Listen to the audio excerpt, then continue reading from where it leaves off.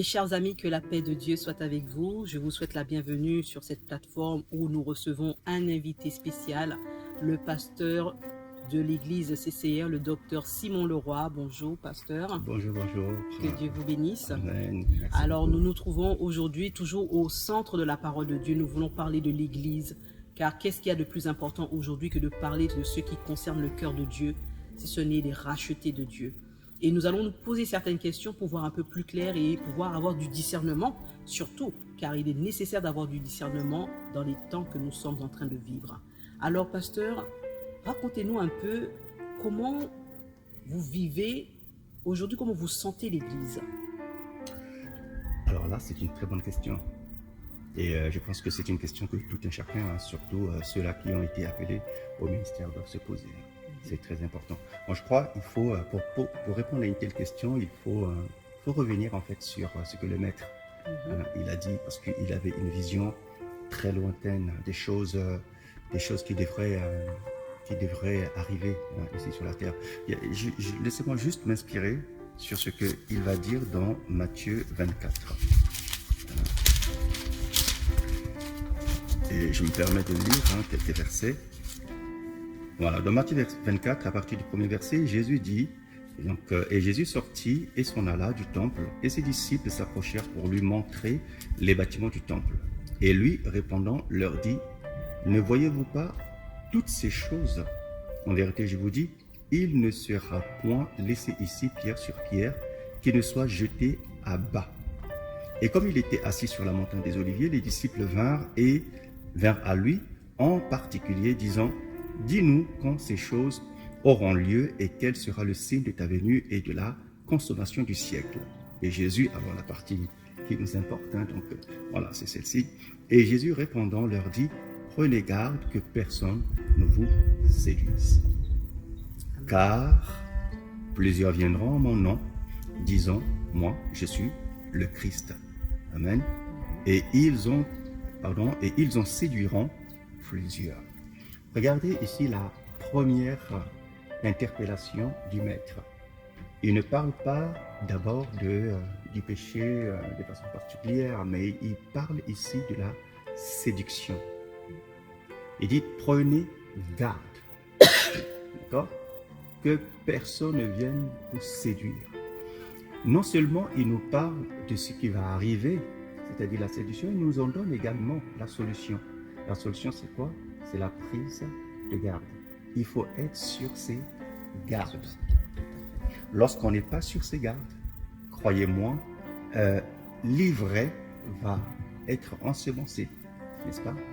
L'ivraie va croître et l'ivraie va également empester en fait l'environnement dans lequel croissent également la bonne semence. Mais revenons sur la séduction. Le maître a dit que ces choses arriveront. C'est une évidence. Personne par ses prières, personne par quoi que ce soit, par son charisme, ne peut faire à ce que la séduction n'arrive. Il a prophétisé. Il dit, prenez garde, n'est-ce pas, que personne ne vous séduise. Que personne ne vous séduise. Donc, seuls ceux-là qui prennent garde, qui sont plus ou moins aptes à fuir la séduction et à ne pas tomber dans la séduction. Malheureusement, on voit quand même la séduction aujourd'hui. Et parlons toujours de la séduction. Si vous lisez Apocalypse, je crois, le chapitre 6, 7, 8, on parle des sceaux. Le Seigneur nous parle de la même chose, la séduction, qui était représentée ici par le cheval blanc, n'est-ce pas? Avec le cavalier qui avait l'arche, mais qui n'avait pas de flèches. Donc, c'est quelque chose qui a lieu aujourd'hui dans l'Église du temps de la fin. Et je vais évoquer quelques éléments, n'est-ce pas, qui nous montrent que la séduction est entrée. Jésus-Christ parle ici, il dit, plusieurs viendront en mon nom disant, je suis le Christ. Ça, c'est un des éléments, d'accord, qui fait partie de la séduction. On le voit déjà aujourd'hui, que ce soit en Afrique, que ce soit ici en Europe, que ce soit en Sibérie, on entend les gens dire, voilà, je suis le Christ, c'est moi qui suis venu sauver l'humanité. Jésus-Christ qui est venu dans ce monde il y a plus de 2000 ans, il n'a pas pu accomplir l'œuvre, disent-ils, il n'a pas pu accomplir parfaitement l'œuvre, et puis bon, voilà, c'est telle personne qui viendrait pour accomplir cette œuvre-là. Donc c'est déjà une séduction. Mais je vais parler d'une séduction qui est très subtile. Effectivement, une des particularités de la séduction, c'est sa subtilité, n'est-ce pas? Mais toutefois, avant de commencer à rentrer dans le vif du sujet concernant la séduction, nous voyons dans la phrase que nous venons de lire que le Seigneur dit prenez garde. Et c'est ce que vous avez soulevé aussi, prenez garde. Mais concrètement, pour un frère ou une sœur qui regarde, il s'est dit mais comment on prend garde? Que veut dire exactement prendre garde? C'est quoi prendre garde exactement? Est-ce que être suspicieux? Qu'est-ce qu'on doit faire exactement pour prendre garde? Parce que c'est ça la vraie question. Alors, voyez-vous imaginez-vous devant un médecin et vous allez consulter, n'est-ce pas? Le médecin, avant de vous prescrire quelque chose, il va d'abord diagnostiquer. Il faut qu'il sache de quelle pathologie, d'accord, vous souffrez. Donc ici, moi je pense qu'il faut d'abord commencer par, c'est quoi la séduction? La séduction, elle est vaste, mais je vais cibler parce que chaque séduction, en fait, a un remède, d'accord, a une façon d'agir que nous devons, qui doit être la nôtre, d'accord, pour pouvoir vaincre. Mais je vais cibler d'abord certaines séductions et dire comment vaincre cela. La première séduction, c'est ce que nous voyons aujourd'hui. Donc je me permets encore de réitérer que qui dit séduction dit subtilité. C'est-à-dire c'est quelque chose qui est très difficile à percevoir. Il faut vraiment de la finesse, il faut vraiment de la perspicacité, n'est-ce pas, pour pouvoir, et surtout l'Esprit de Dieu pour pouvoir dénicher cela, n'est-ce pas? Voilà. Une des séductions que nous avons aujourd'hui, c'est ce que nous voyons par exemple au niveau des hommes de Dieu, hein, okay?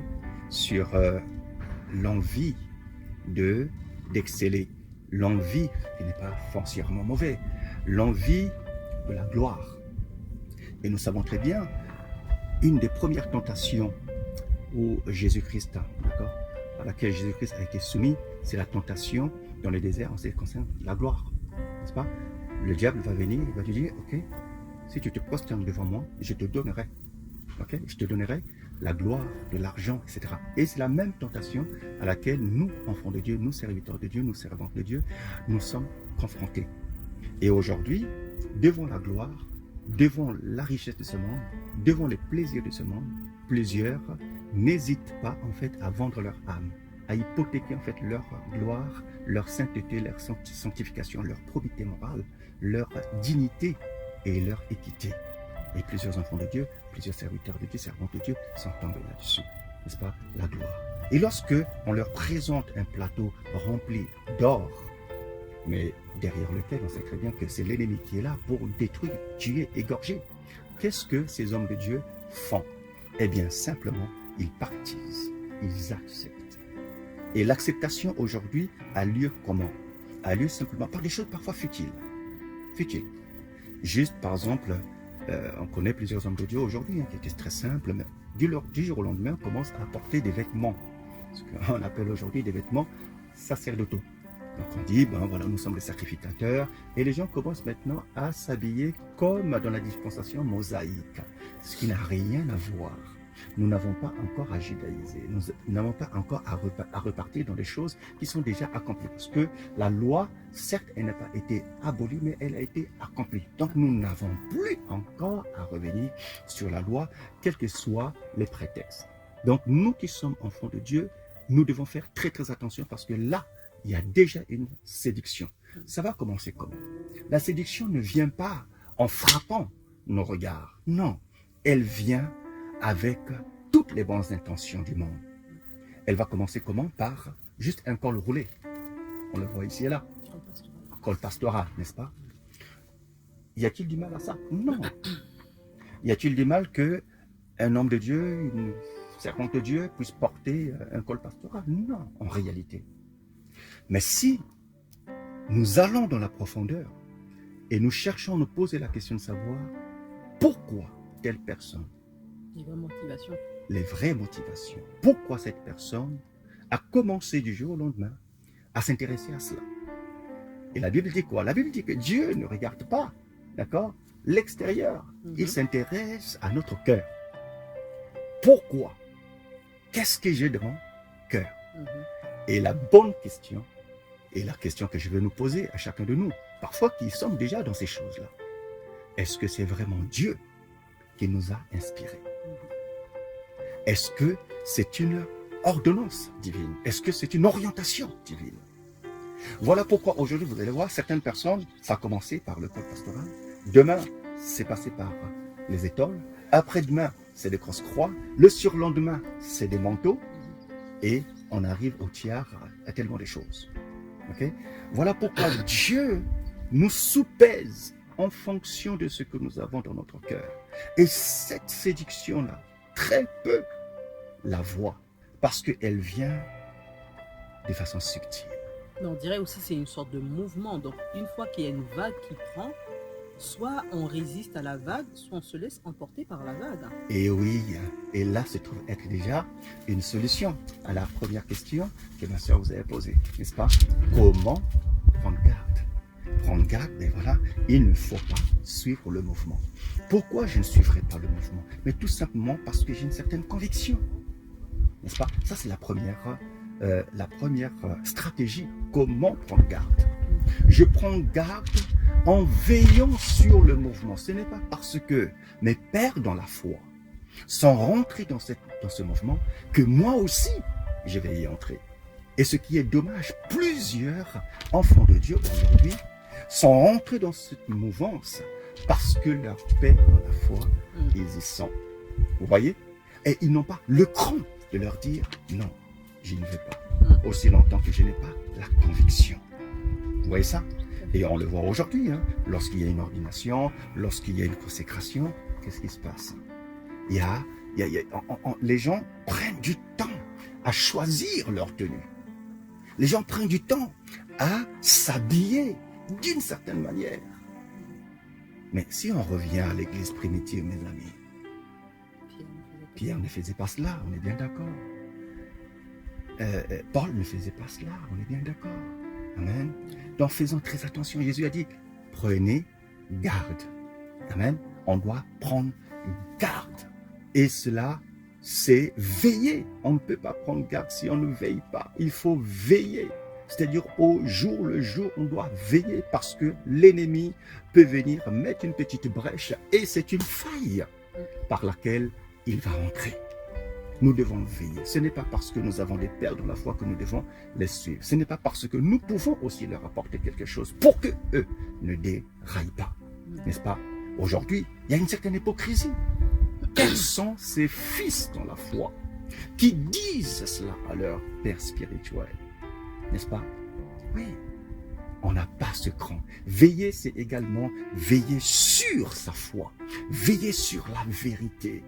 C'est ce que l'apôtre Paul dira à Timothée. Il dit, Timothée, attention dans les derniers temps. Plusieurs signes seront. Mais toi, veille à la véracité de la parole que tu vas enseigner et veille à ce que tu l'enseignes comme je te l'ai enseigné. Vous voyez ça?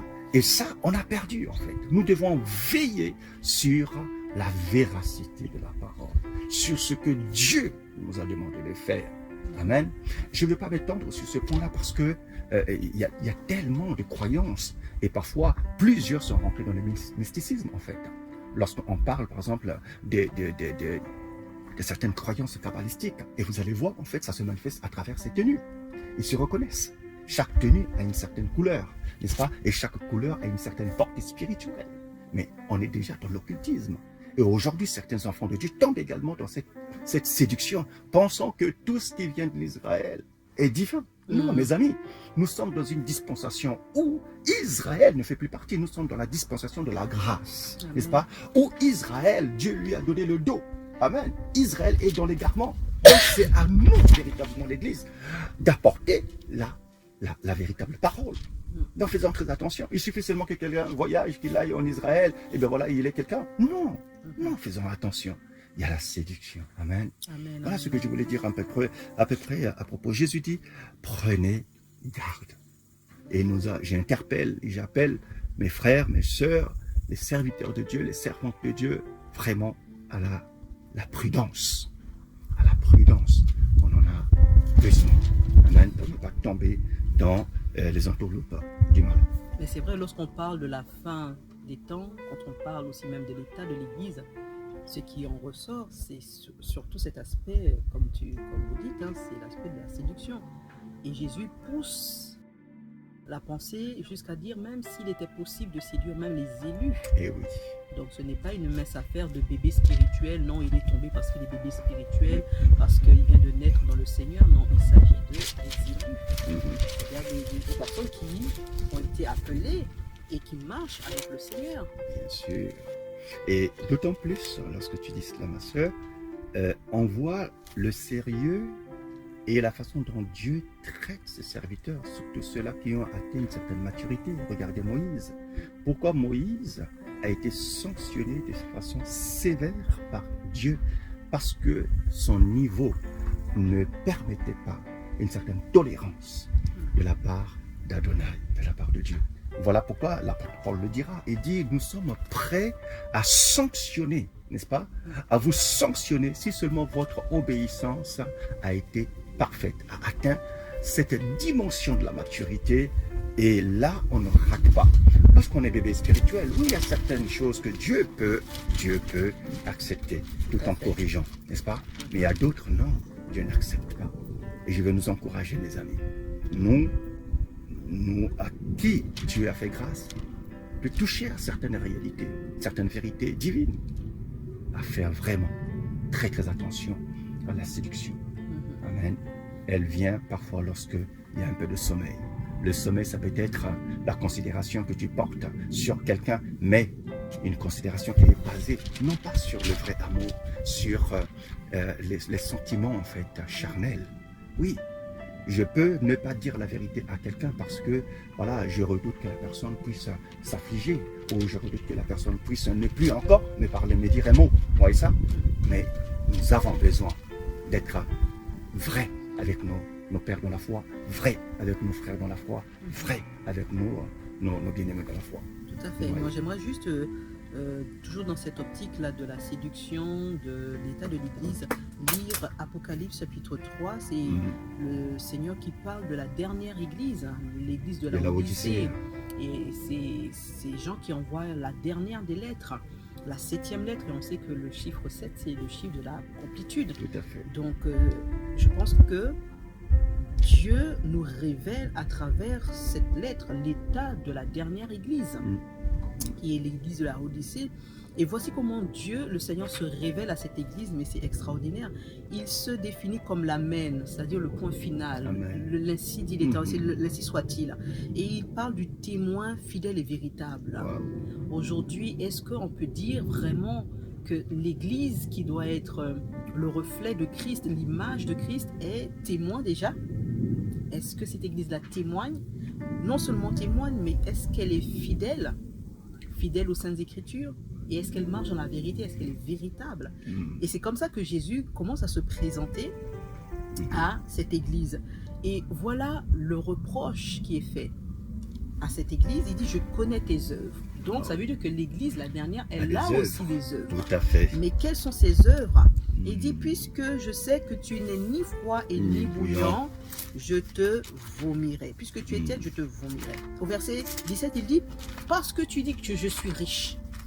L'Église d'aujourd'hui, l'une des séductions, est-ce qu'on ne peut pas dire aussi que c'est cet aspect, non seulement par rapport aux accoutrements, mais est-ce qu'on ne se séduit pas en croyant à tort en cette richesse qui n'est pas la richesse que Jésus est venu nous donner finalement. Parce que sinon, le Seigneur n'aurait pas fait ce reproche à son Église. Au contraire, il aurait acclamé, il dit, voilà, tu es riche.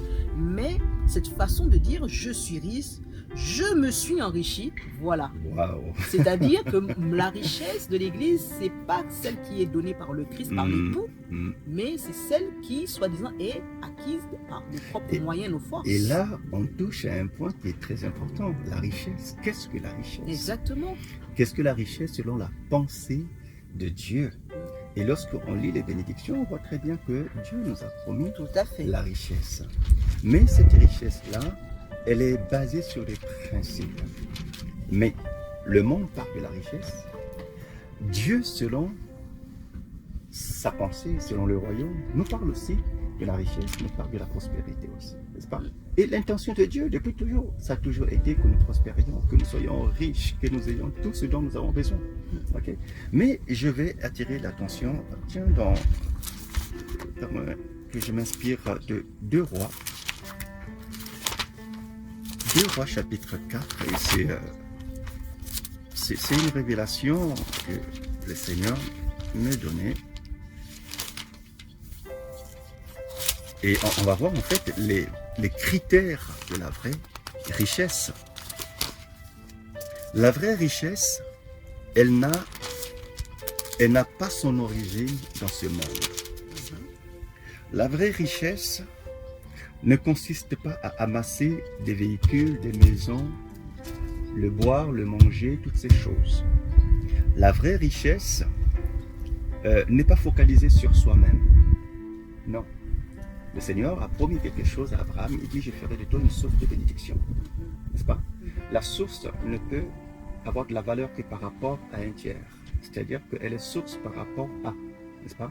Elle apporte ses bénédictions, elle apporte ce qu'elle possède pour les autres. Et toute la vraie bénédiction, elle est là. N'est-ce pas? Donc déjà, être une source. Lorsque la bénédiction, lorsque l'argent, la maison, les enfants, tout ce que je possède, n'est-ce pas, n'est pas pour mes frères, pour mes sœurs, pour l'Église, pour le monde, n'est-ce pas, pour apporter le Christ, alors là, ce n'est pas la vraie richesse. Si mon argent demeure mon argent, alors là, ce n'est pas la vraie richesse. Voilà pourquoi ce jeune homme riche, quand il vient auprès du Seigneur, le Seigneur lui dit quoi? Il savait, le Seigneur voit dans son cœur, c'est vrai, il a envie d'y aller. Mais il est mordu en fait par la richesse de ce monde. N'est-ce pas?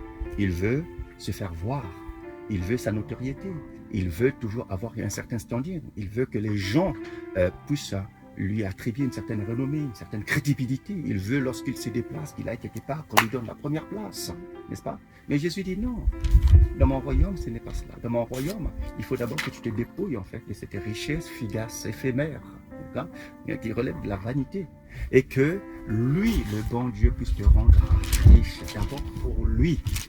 La richesse, pour Dieu, commence lorsque nous acceptons d'être formés, façonnés comme Dieu désire.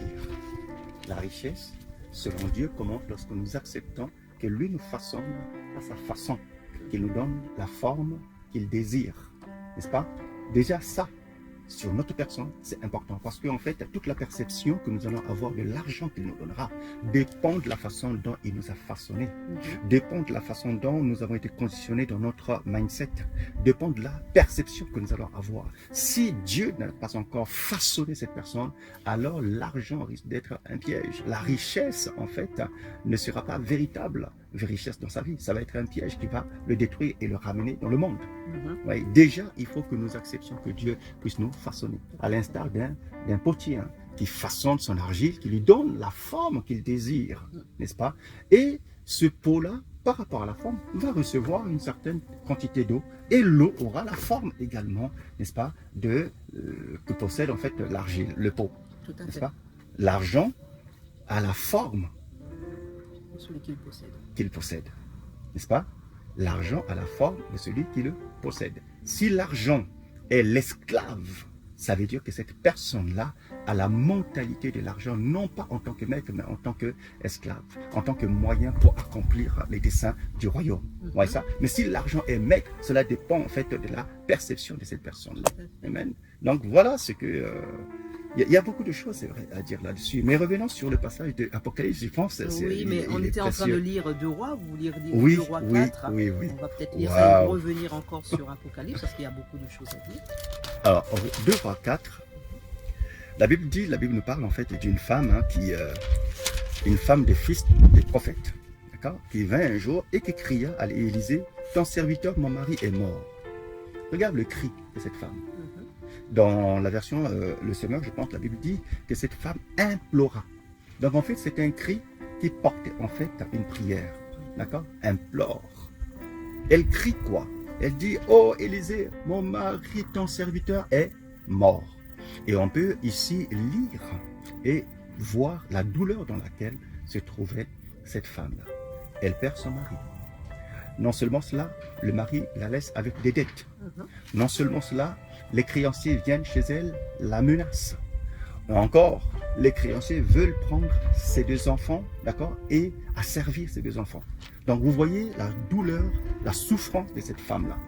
Et elle était tellement pressée par cette douleur qu'elle s'écrie à Élisée, Élie, Élie, Élisée, Élisée, mon mari. Il y a une sorte de plaidoirie.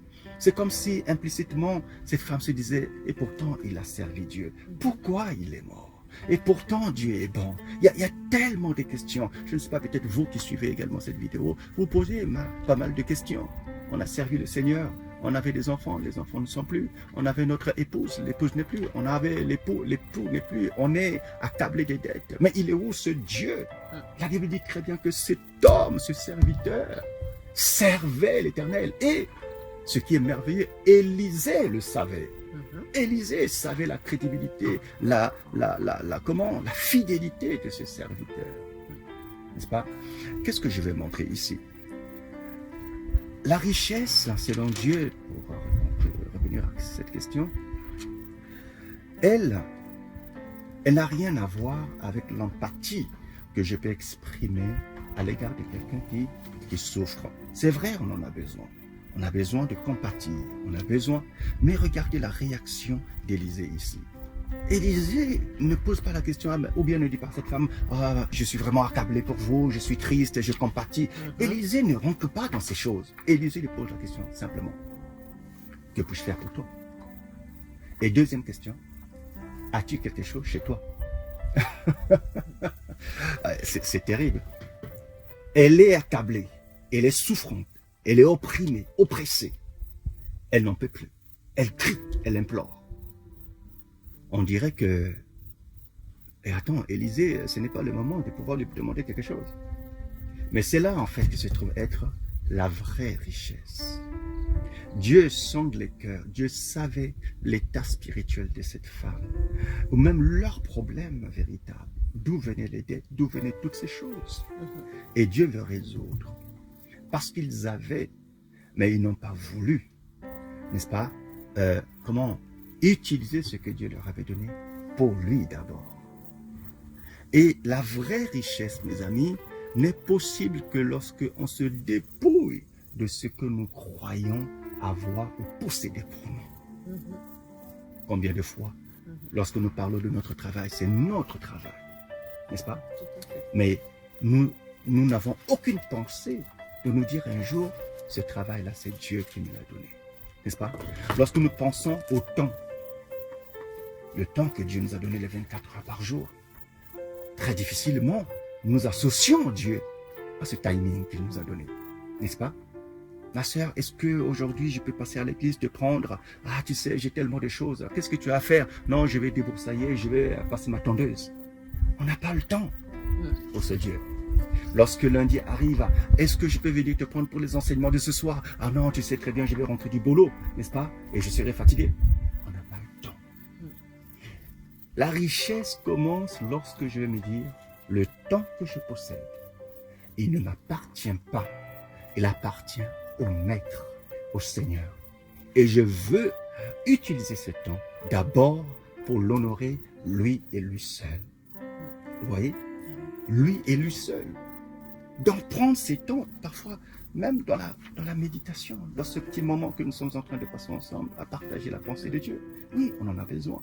Lorsque je suis chez moi à la maison, je prends 5, 10, 15 minutes, 1 heure. Je prie pour lui rendre des actions de grâce. On en a besoin. Lorsque je vais sortir, pas seulement pour dire merci Seigneur pour le pain que tu m'as donné, n'est-ce pas? Mais non, simplement pour lui dire merci. Merci de m'aimer. Merci pour le temps que tu m'as donné. Merci et je veux te le rendre également. Amen. Donc, la richesse, c'est d'abord cela. Lorsque je reconnais que tout me vient de Dieu. Et la richesse, c'est prendre ce que Dieu m'a donné et lui donner cela. Amen. Élisée dit, qu'as-tu? Cette femme, elle minimisait ce qu'elle possédait. Je n'ai que un peu d'huile. Je n'ai qu'un peu d'huile. N'est-ce pas? Oui. Et qu'est-ce qu'on voit également ici? La richesse, c'est quelque chose qu'engendre la parole de Dieu, en fait. C'est lorsque le serviteur de Dieu, Élisée, va dire à cette femme, va chez toi, va rentrer, d'accord? Et puis, tu vas chercher des bocaux ici et là, va emprunter des vases, et puis tu rentreras chez toi dans la maison, tu vas fermer la porte avec tes enfants, et là, tu prends le pot d'huile, tu commences à regarder l'instruction. Et la femme va faire exactement, pas à pas, selon l'instruction de l'Éternel. Qu'est-ce que la richesse? La richesse, elle est basée sur l'instruction que Dieu nous donne. La richesse, elle est basée sur la fidélité à la parole de Dieu. Amen. Tout ce qui s'ensuit, en fait, n'est que la conséquence. L'huile est la conséquence de la richesse. L'argent qu'on peut avoir est la conséquence de la richesse. Amen. Les enfants qu'on a sont la conséquence de la richesse. La richesse, c'est pas l'argent. La richesse, ce ne sont pas les maisons. Toutes ces choses sont la conséquence de la richesse. La richesse, c'est quoi? C'est l'instruction que je reçois de la part de l'Éternel et la fidélité à cette instruction que je manifeste. Amen. Mais on l'est d'abord de façon Bien sûr, surnaturelle. il faut saisir. En fait, Dieu nous bénit d'abord spirituellement. Tout à fait. La bénédiction, elle est spirituelle. La richesse est spirituelle. Lorsqu'on reçoit la portion divine, on reçoit la pensée de Dieu, la parole de Dieu, et cette parole-là vient changer en fait notre mentalité, vient changer notre perception, notre vision, notre langage, notre accoutrement, notre fréquentation. Amen. Tout à fait. Oui, parce que pourquoi on n'accède pas à toutes ces choses que Dieu nous a promises? Pourquoi? Mais parce qu'on ne laisse pas la parole opérer dans nos vies. Regardez par exemple ce que le Seigneur nous a partagé dernièrement, les mauvaises compagnies corrompent les bonnes mœurs, n'est-ce pas? Combien de personnes s'arrêtent-elles pour dire, ok, je vais faire le point sur mes compagnies. Je vais regarder quels sont ces amis, quelles sont ces relations qui sont toxiques, quelles sont ces relations qui peuvent me propulser, quelles sont ces relations dans lesquelles je peux aller investir pour, n'est-ce pas, accroître ou bien glorifier le Seigneur. Très peu de gens. C'est vrai, on publie les vidéos. Mais l'important pour moi, lorsqu'on publie les vidéos, ce n'est pas que les gens mettent j'aime. Non, c'est pas ça. C'est pas ça. Je ne publie pas les vidéos pour que les gens fassent j'aime. Non, du tout. Je publie les vidéos pour que les gens soient poussés à la réflexion, n'est-ce pas? À s'intérioriser, à se poser la question, n'est-ce pas? Est-ce que je suis aligné à cette pensée-là que Dieu me donne? Et sinon, alors là, il faut maintenant une démarche pour pouvoir m'aligner. Sinon, mais elle ne sert à rien. Elle ne sert à rien. C'est-à-dire, on écoute, mais cette parole-là ne vient pas être déposée dans notre matrice, dans nos entrailles, n'est-ce pas? Pour féconder, en fait, n'est-ce pas? Et pour engendrer la vie plus tard. C'est pas possible. Donc, c'est vrai, il est bien d'avoir des likes, etc. Et j'encourage qu'on partage, qu'on diffuse ces vidéos. Merci Seigneur. Mais la chose la plus importante, c'est que je me dise, est-ce que je suis aligné à la pensée divine? Amen. Et prendre la décision de dire, Seigneur, change mon cœur. Seigneur, donne-moi le courage de mettre un terme à ces genres de relations. Et je vais revenir sur ce que nous disions par rapport à la séduction. Il y a certaines personnes aujourd'hui qui reconnaissent avoir été séduites. Il y en a qui, lorsqu'elles sondent leur cœur, se disent, c'est vrai, l'intention que j'ai eue, elle n'est pas de Dieu. Mais combien de personnes prennent leur courage pour dire, je ne vais plus encore y entrer? Parce que ça discrédite aussi de reconnaître qu'à un moment donné, on a baissé la garde et qu'on a été séduit, surtout si on est leader. Alors le problème, de l'assemblée. c'est ce qu'on pense que ça discrédite, mais croyez-moi, ma soeur, l'humilité précède la gloire. Amen. Lorsqu'on reconnaît sa faute, lorsqu'on s'abaisse devant le Seigneur, qu'est-ce qu'il fait? C'est lui qui nous relève. Ça, c'est l'instruction, ça, c'est la pensée du malin. Les gens vont te vomir. Les gens t'acclament déjà par rapport au titre que tu as. Hier, tu étais pasteur. Tu n'es plus pasteur aujourd'hui. Tu es maintenant quoi? Bishop. Tu n'es plus bishop. Tu es maintenant archibishop. Tu n'es plus archibishop. Tu es maintenant, je ne sais pas, pape. Et là, tu veux maintenant, en guillemets, rétrograder. Les gens ne vont plus encore te donner les places que tu avais. À un certain moment, il faut faire le choix. Et c'est ça la richesse, selon le monde. La richesse selon le monde. Et nous devons nous dépouiller de cette richesse-là. Parce que, mes amis, Dieu va nous sanctionner. Mais durement, Dieu sanctionnera. Amen. Amen. Soyons humbles. Soyons humbles. Et permettez-moi encore que je revienne là-dessus parce que le Saint-Esprit me ressouffle cela. Une des stratégies pour pouvoir vaincre la séduction, c'est anticiper, n'est-ce pas? Prendre ses gardes, n'est-ce pas? Se mettre toujours sur ses gardes. Mais comment?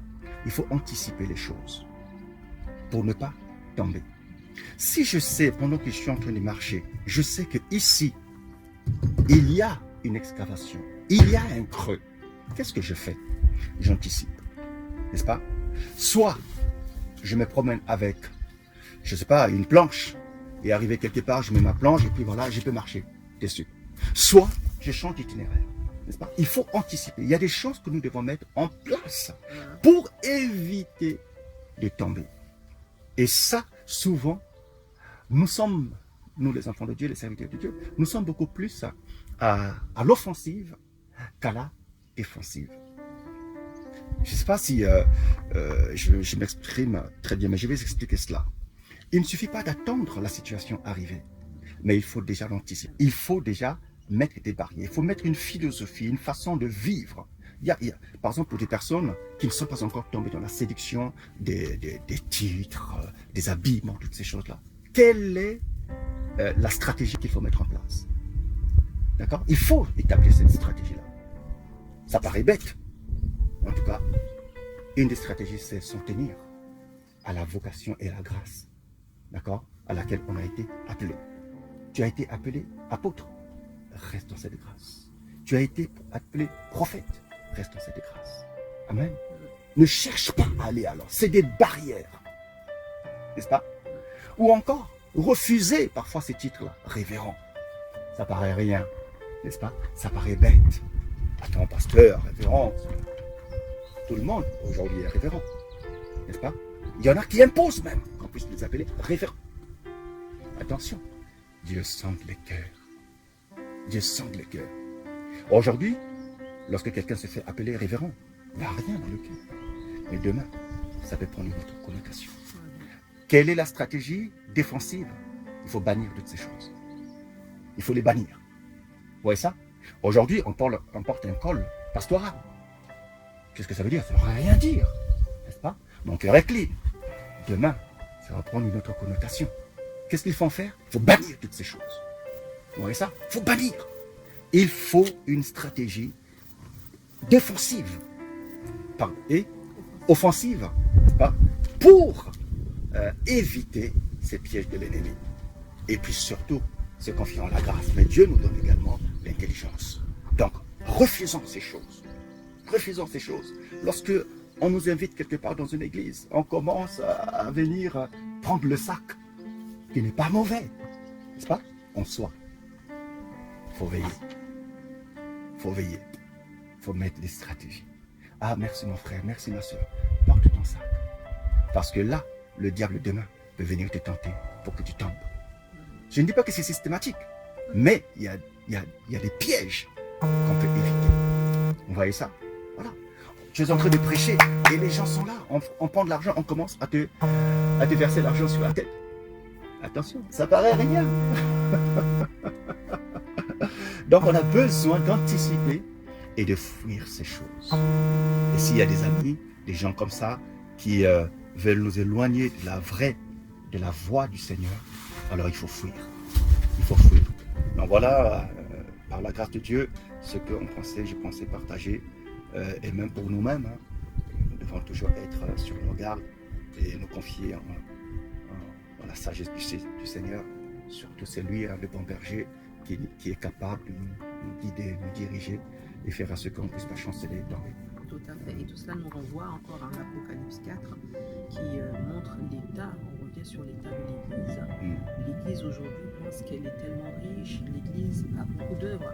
Lorsque nous lisons l'histoire de l'Église à travers les Saintes Écritures, je crois que cette période que nous sommes en train de vivre, c'est la période où il y a beaucoup plus d'œuvres, beaucoup de séminaires, de conférences, beaucoup d'activités de l'Église. Mais en même temps, parallèlement, le Seigneur dit de cette Église qu'elle est qu'elle est malheureuse, qu'elle est pauvre, qu'elle est aveugle et elle est nue. Voilà.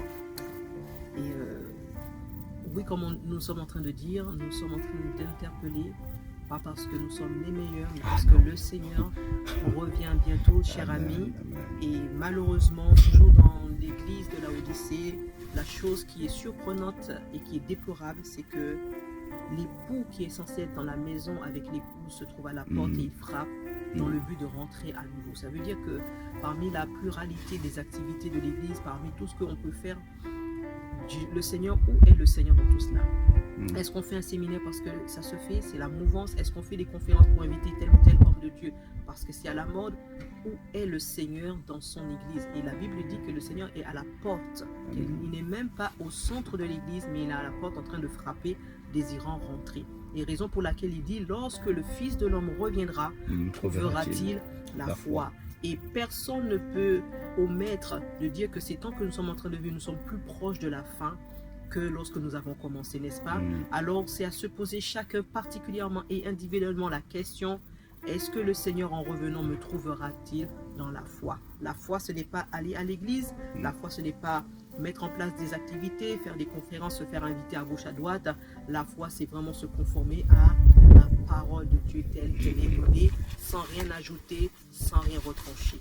En tout cas, vraiment, nous espérons que ce temps de partage pourra et va éclairer certaines personnes, non pas pour condamner ni juger, parce que notre Dieu ne condamne personne, mais notre Dieu, c'est un Dieu d'amour qui corrige même ses enfants. Alors, si cette parole a fait écho dans ton cœur, c'est que certainement cela t'a été adressé, et nous prions par le nom de Jésus-Christ que toute mauvaise semence qui avait été semée en toi, tout esprit de séduction qui avait déjà commencé à te séduire, libère ta vie, libère vos vies dans le nom de Jésus, afin que nous ne soyons pas confus et loin de lui lorsqu'il viendra nous chercher. La paix de Dieu, la grâce de Dieu soit sur vos vies. Je vais laisser le mot de la fin au docteur Simon Leroy et je vous souhaite une excellente journée dans la grâce du Seigneur. Gloire à Dieu. En tout cas, ces partages, lorsque nous les faisons, c'est une interpellation du Seigneur, premièrement à nous qui sommes ici, à vous et à moi.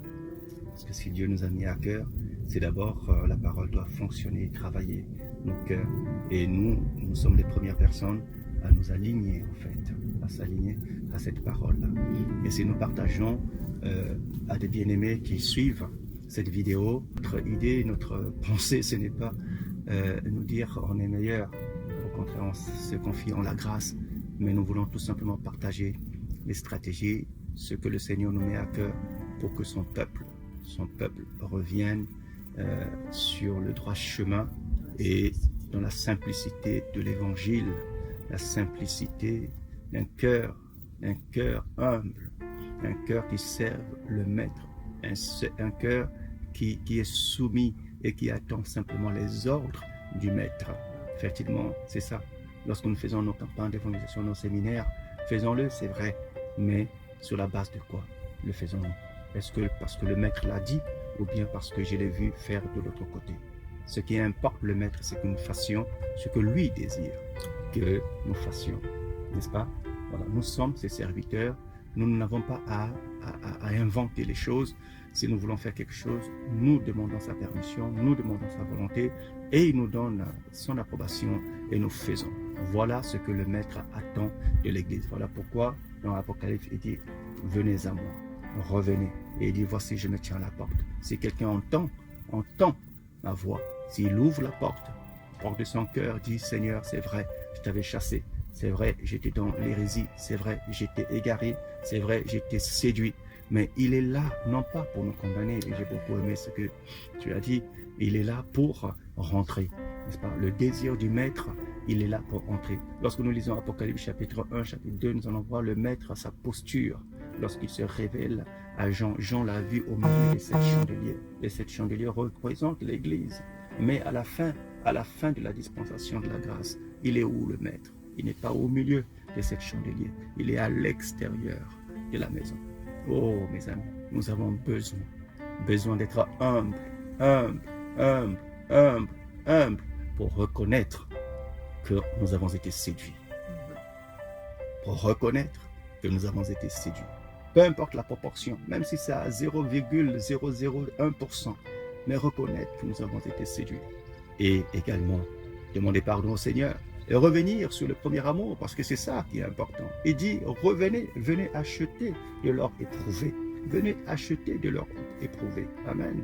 Et c'est moi, c'est lui qui est capable de cacher notre nudité. Nous essayons nous-mêmes par nos philosophies, nos œuvres, à nous de cacher notre nudité, de nous donner une certaine étiquette devant les gens. Non. La vraie étiquette, c'est celle que Dieu nous donne. Amen. C'est l'approbation divine. En tout cas, que le Seigneur vous bénisse et que sa grâce puisse surabonder dans vos vies, dans nos vies à tous. Amen. Amen. Merci beaucoup, ma sœur, pour ces moments que nous avons passés.